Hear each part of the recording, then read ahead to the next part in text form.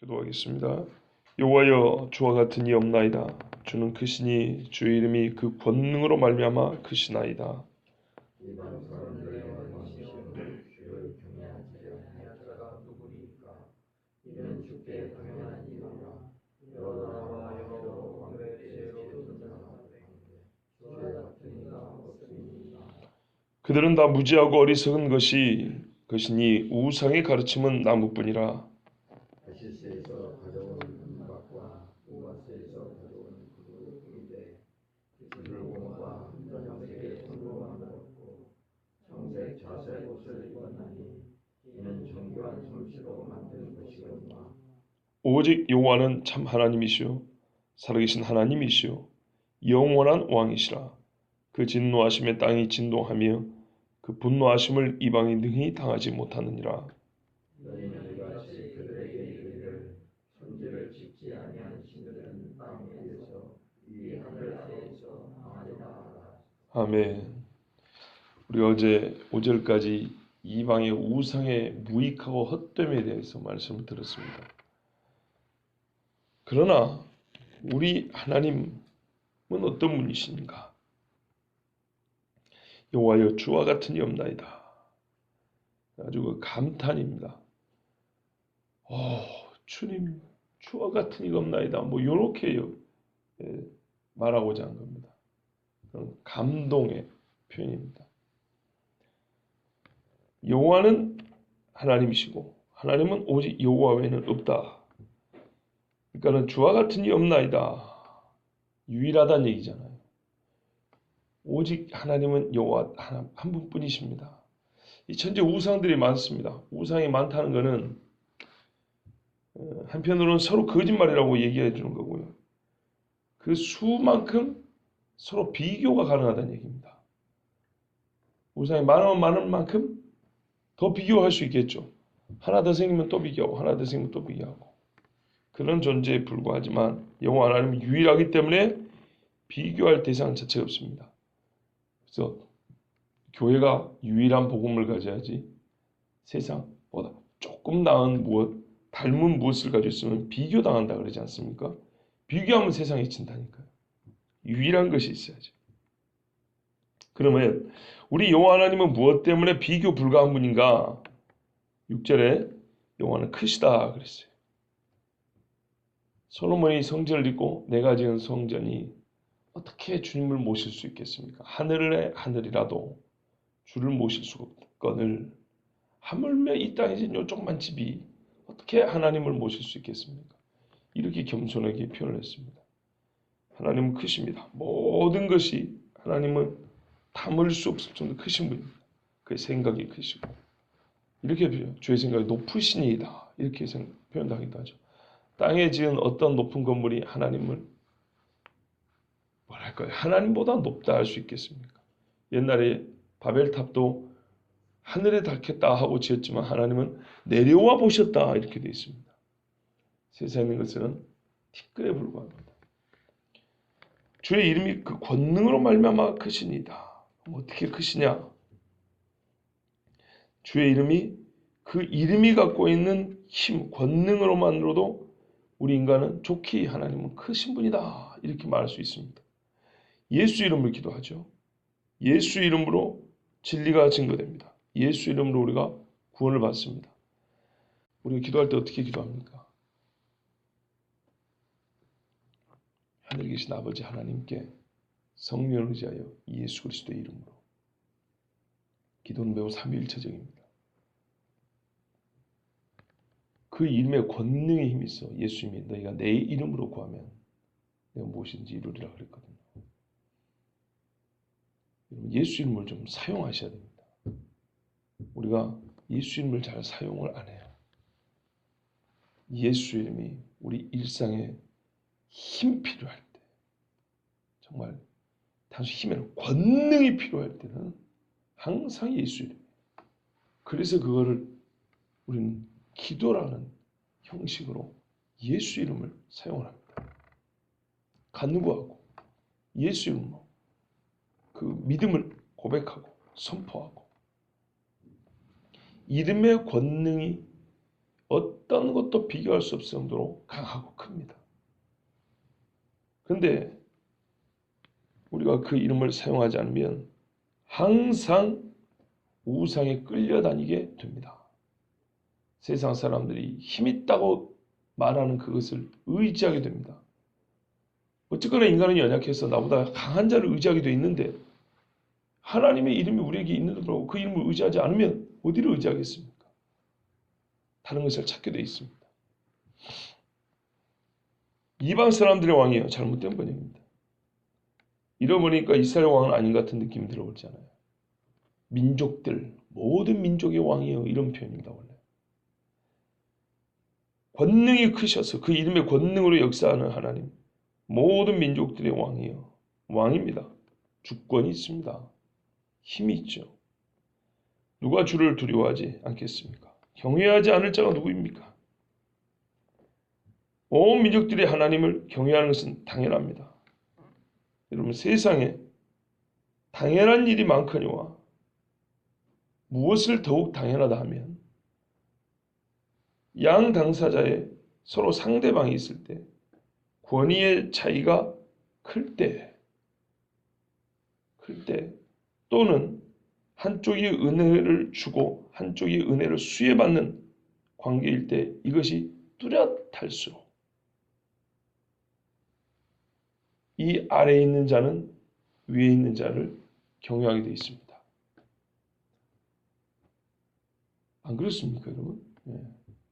고대 사회에서 보세요. 지금 왕이라고 했으니까 왕정 시대를 생각해 보세요. 백성들은 왕이 가면 엎드려 절을 합니다. 왕은 뭐 해야 되냐면 이 백성들을 어버이처럼 살려야 합니다. 그래서 엎드리는 거죠. 옛날의 표현들은 다 그렇잖아요. 그래서 그게 안 되면 그 왕이 자기의 책임을 지고 죽는 경우, 이런 극단적인 경우도 있었습니다. 거기는 약간 미신적인 요소도 있죠. 하늘에서 비가 안 내리면 왕이 덕이 없어서 그런다. 뭐 이런 식으로 죽기까지 했는데 그 원리가 왜 그렇습니까? 백성은 철저하게 왕의 은택으로 산다는 거고 왕은 그런 은택을 백성들에게 베풀어야 한다는 책임이 있다는 그런 의식들 때문입니다.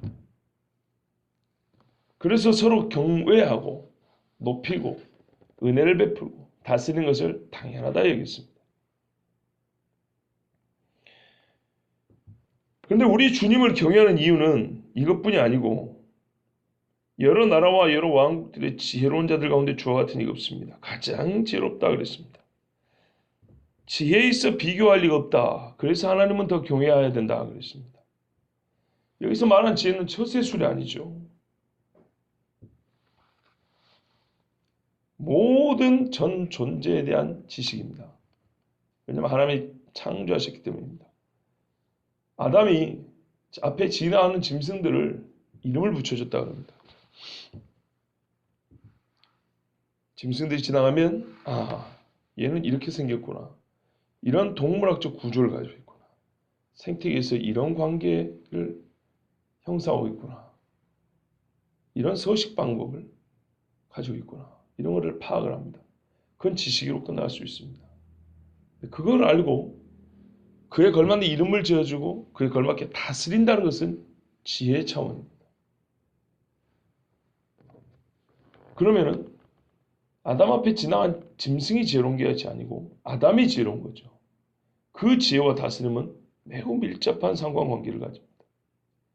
하나님이 지혜롭다는 것은 하나님이 모든 이 땅에 존재하는 것들을 창조하셨으므로 전 피조물에 대하여 모든 그 피조물의 가장 깊은 것까지 마땅히 알아야 할 바, 온전한 지식을 갖고 계시고 그것들을 마땅한 질서대로 다스리고 복을 주시는 분이시기에 우리는 그분을 경외해야 한다. 이렇게 말하는 겁니다. 아침부터 제가 어려운 말을 썼습니까? 봐보십시오. 하나님이 모든 걸 다 알아요. 알고 뭐하냐? 우리를 다 알아요. 다 아시는 것 갖고 뭐합니까? 우리를 돌봐주시고요. 죄인인 줄 아니까 구원할 방법을 주시고요. 어떻게 구해야 될지 가장 적합한 방법도 아시고요. 그 때를 아시고요. 그렇죠? 그래서 우리에게 아버지로서의 역할을 감당해 주신단 말이에요. 지혜가 하나님 스스로 우리가 이 땅에 살면서 지혜는 뭐라 그래요? 지혜로운 사람은 돈도 많이 벌고 지혜로운 사람한테 남한테도 인정받고 지혜로운 사람은 처세를 잘하잖아요.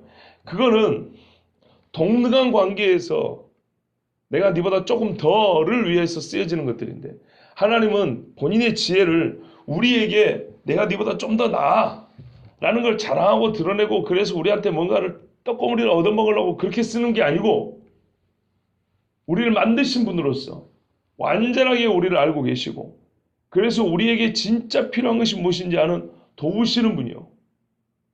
그렇죠? 죄를 지면은 그 죄에 대하여 완전히 책임을 물을 수 있는 그런 분으로서 지혜롭다는 겁니다. 그렇기 때문에 경외해야 한다는 것입니다. 하나님의 앞에 우리가 하나님을 경외하는 것과 하나님이 지혜롭다는 말은 그래서 상관관계가 있습니다. 경외하지 않으면 어떻게 될까요? 하나님을 동등하게 생각하거나 우리와 동등하게 생각하거나 적어도 더 낮게 작게 생각한다는 말입니다. 여호와를 경외하지 않으면 반드시 그렇게 되어 있습니다.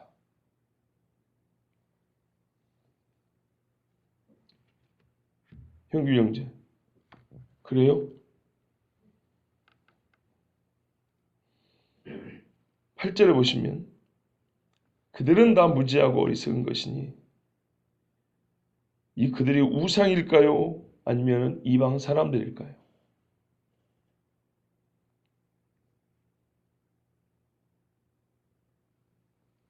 헷갈리시죠?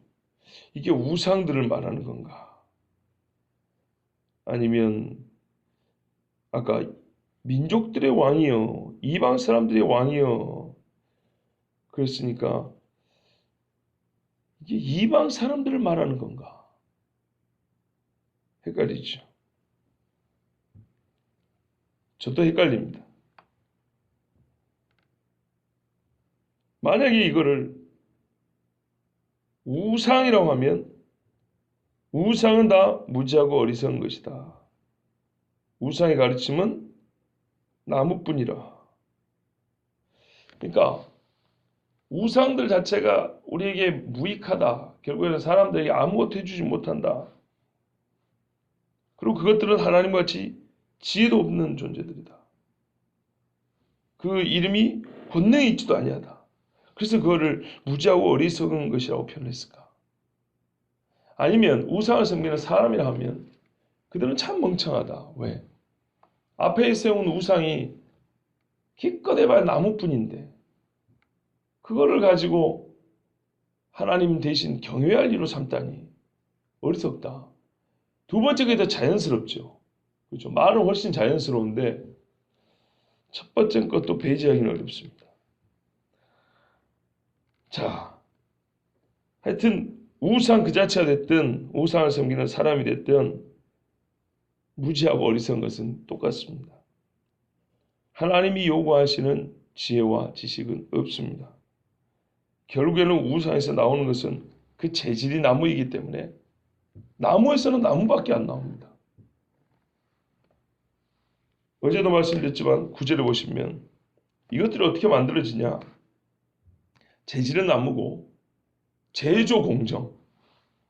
그 나무가 다른 걸 만드는 것도 아니고 그 나무가 우상이 되어가는 사람이 그걸 어떻게 만드냐? 그 이야기 어제 잠깐 있었는데요. 오늘도 다시 나옵니다. 9절 보세요. 다시스에서 수입하여 은박을 입힙니다. 우바스 정금띠. 우바스는 그 말이 정금이라는 뜻이기도 하고 정금이 나는 곳이었나 봐요. 그래서 동네 이름이 우바스는. 우바스에서 가져온 수입해온 금으로 최상의 은금으로 칠을 하고 그 얇게 박을 입힌다 하잖아. 하고 해봐야 그거는 기껏 뭘까요? 나무뿐이라는 거죠. 왜냐? 장인들이 나무를 깎아 몸통을 만들고 그리고 주물공이 뭐 다듬고 조각가가 막 깎고 모양을 내고 그렇죠. 그러니까는 기본적으로 목수들이 나무를 베가지고 껍질을 벗기고 동글동글하게 그렇게 원목을 하나 갖다 놓으면 조각가들이 모양을 만들고 그 다음에 금은 도공들이 와가지고 박을 입히거나 색칠을 하고 그리고 이제 화가들이 와가지고 그 다음에 물감으로 해가지고 이렇게 딱 화장도 좀 하고 사람같이 이렇게 검정색으로 머리카락도 그리고 피부는 은색 또는 금색이고요. 이렇게 만들고 붙여도 보면 눈썹은 까맣게 돼 있잖아요. 그렇게 하고 그 다음에 창피하니까 이제 전문 디자이너들이 와가지고 그 사이즈에 맞게 청색, 자색, 왕복을 만드는 실들입니다. 최고급 실로 옷을 입히고 자 이래놓으면 딱 보면 사람같이 보이고 뭐 있는 것 같이 보이죠. 살아있는 것 같이 보이죠. 그래봐야 뭐라고요? 나무라고요. 기술자들 작품일 뿐입니다. 그러나 하나님은 참 하나님이십니다. 그러니까 여호와는 참 하나님이시다. 하나님이 행하시는 모든 일은 다 진실되고 실제적입니다. 참이라는 말은 크게 두 가지 의미가 있죠. 없는 것이 아니고 있다 할 때 참이다 하고 틀린 것이 아니고 옳다 할 때 참이랍니다. 참되다. 하나님은 실제로 역사하시고 그 역사하는 것들은 옳다. 영원한 왕이시다. 왜요? 하나님이 살아계시죠. 이게 본질적인 차이입니다. 이 본질적인 차이가 하나님의 역사와 능력이며 그 행하시는 일은 다 우리에게 좋은 일입니다. 그리고 하나님은 영원부터 존재하시기 때문에 영원한 왕이라 그럽니다. 왜요? 그 전에 아무것도 없습니다. 모든 존재하는 것들은 하나님 이후에 있습니다. 하나님이 만드셨습니다. 즉 피조물은 하나님이 만드셨습니다. 그러니까 만드신 하나님 다음에 있는 것들입니다. 그러므로 하나님을 경외하지 않고 우상 숭배하는 자들은 이 창조의 능력을 부정한 자들은 창조의 능력과 동일한 능력으로 파괴하고 형벌하시는 하나님의 능력을 맛보게 됩니다. 하나님의 진노를 누가 당할 수 있겠습니까? 그래서 땅이 진동하고 그 분노하시며 이방의 능히 당하지 못한다 그랬습니다. 견뎌내지 못한다는 뜻입니다. 시편 104편 32절에 그가 땅을 보신즉 땅이 진동하며 산들을 만지신즉 연기가 난도다 그랬습니다. 이러면 또 사람들이 무식하다 그럽니다. 지진과 화산이 무슨 뭐 하나님이 와가지고 쫙 눈으로 보면은 지진이라고 손으로 산을 어루만지면 그 마찰에 막 연기가 나서 화산이 폭발하냐. 이거야말로 이제 하나의 상징적인 표현입니다. 화산과 지진이 없다는 것이 아니고 하나님이 화산과 지진을 일으킬 때 그의 권능으로 일으키는데 그의 뜻 가운데 일으키시는데 그것을 우리에게 좀 더 시각적으로 표현하자면 하나님이 보기만 해도 이 땅은 두려워 떤다는 거예요. 사람이 떠는 것처럼. 그렇게 하나님의 권능으로 지진이 일하는 어떤 메커니즘이 작동을 하는 것이고 우리가 뭔가 이렇게 비비면은 그 마찰에 열기가 나잖아요. 그러나 하나님이 그 크신 하나님이기 때문에 그 큰 손으로 땅을 살짝 스치기만 해도 마치 우리가 막 이렇게 비빔이 열이 나는 것처럼 그 힘에 땅은 끓기 시작하여서 그 열기를 뿜어낸다. 하나님의 권능을 말하려고 하는 것이지. 화산이 일어나는 그 물리 법칙을 부정하는 게 아니에요. 그러니까 그 물리 법칙이 하나님의 권능에 의해서 작동을 하는 것을 하나의 문학적인 표현으로 나타내는 것입니다. 표현이 이렇게 된 것이에요. 하나님에 의해서 일어난다는 겁니다. 하나님의 진노에 일어난다는 겁니다. 사람들은 왜 견디지 못합니까? 육체는 불에 녹아질 것이고 마음은 단 1초도 한 자리에 머물지 못합니다. 사람의 마음에 안정감이 있다 그러잖아요. 쉬움지 않은. 근데 단 1초도 같은 심리 상태를 유지하지 못해요. 계속 흔들리고 움직이고 돌아다닙니다.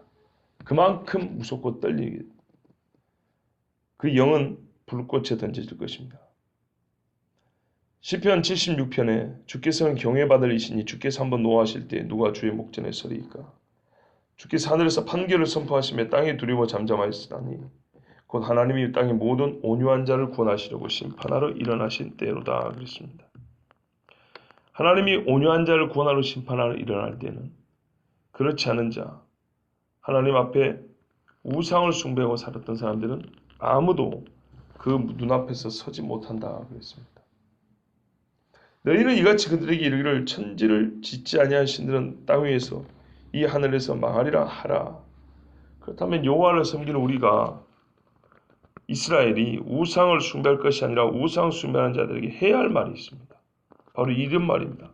천지를 짓지 아니한 것들은 다 우상이다. 그것은 땅 위에서 하늘 아래서 망하리라 이렇게 선포해야 된다는 것입니다. 우리는 그렇게 안 해도 될 때 지나치게 예의 바르고 조심할 때가 있습니다. 너무 조심할 때가 있어요. 우상 숭배하는 자들에게는 그 결말을 바르게 가르쳐줘야 합니다. 이대로 가면 죽습니다. 지옥 갑니다. 이렇게 이야기해 줘야 됩니다. 하나님의 심판의 선포를 대언해야 합니다. 이것이 하나님의 명령입니다. 하나님의 명령과 결정은 우리의 인간관계보다 우리의 명예를 지키는 일보다 훨씬 더 중요합니다. 하나님의 명령에 따를 때 우리의 기대와는 달리 이렇게 말하면 다 미하고 그냥 끝날 것 같죠. 오히려 우상 숭배자들이 그 죄를 깨닫고 하나님께 죄를 자복하고 회개하는 역사이라 합니다. 베드로가 예루살렘에서 설교한 거 보세요. 너희가 법 없는 무법한 자들의 손을 빌려 너희의 구세주 메시아를 못 박아 죽였도다 그랬다고요. 결과는 하루에 5,000명이 회개하고 돌아왔다 그랬습니다. 그 자리에서 죽을 것 같지만 안 그렇습니다. 물론 한마디 복음을 선포해서 미움받아서 순교한 사람도 많습니다. 그러나 여러분, 이렇게 말하지 않으면 내가 죽고 천국을 가든지 그들이 회개하고 돌아오든지 양당하는 결정이 되지만 그냥 마냥 서로 관계를 생각해서 얼굴을 봐서 말하지 않고 그냥 입 다물고 있거나 다음에 그냥 한번 그냥 생각해봐. 우상 숭배자가 얼마나 유익해? 이런 식으로 얘기한다. 서로 인간관계는 안 깨질지 몰라요. 그러나 그 영혼이 죄의 지배에서 그 죄의 지배를 깨고 나오지는 못해요. 우리가 흔히 하는 말로 결정타가 있어야 되는 거예요. 결정적인 한 방이 있어야 되는 거예요. 조심조심할 때 사람 관계는 부드럽게 유지할 수 있을지 몰라도 그들을 구원할 수는 없습니다. 절대 구원 못합니다. 왜냐하면 성경에 말하는 구원에 이르는 말씀들은 전부 다 단호하고 단정적입니다. 그래 볼래?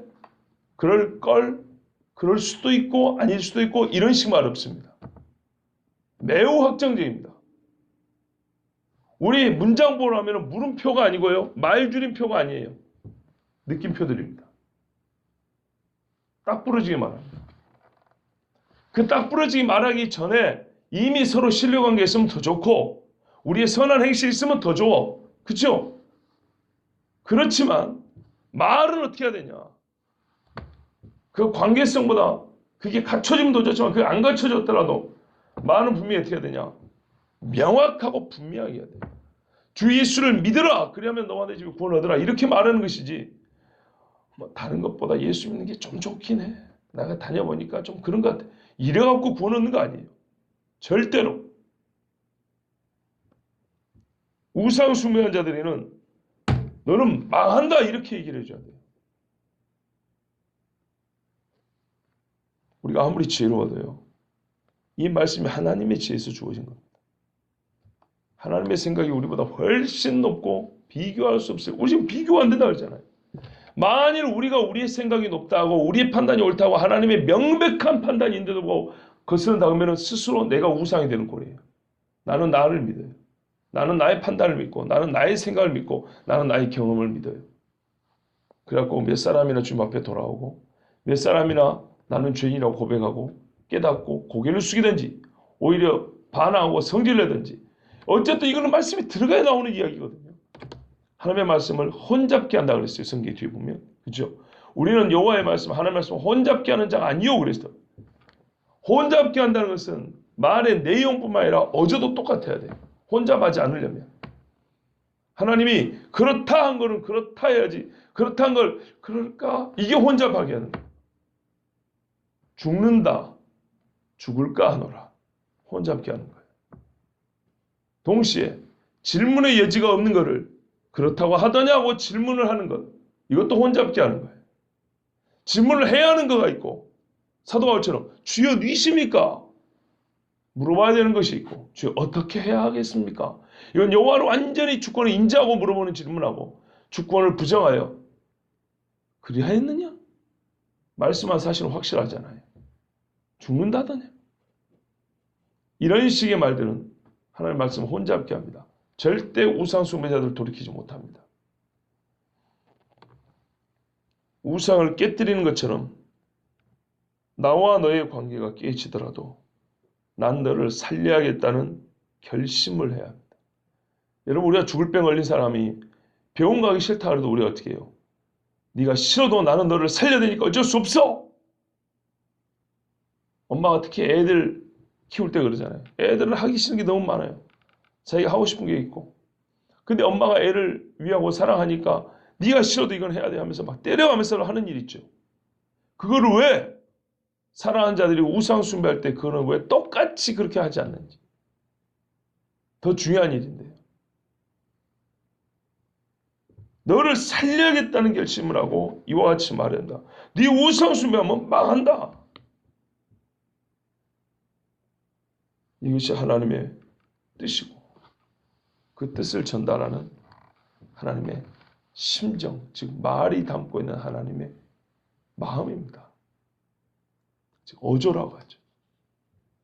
하나님은 분명히 경고를 했습니다. 우상 숭배하는 자는 망하리라.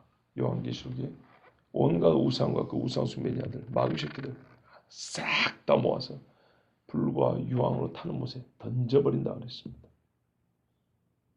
그거를 보시겠습니까? 아니면 지금 살아있는 동안에 말씀대로 경고하여 살든지 죽든지 양당 안에 결정을 하게 하겠습니까?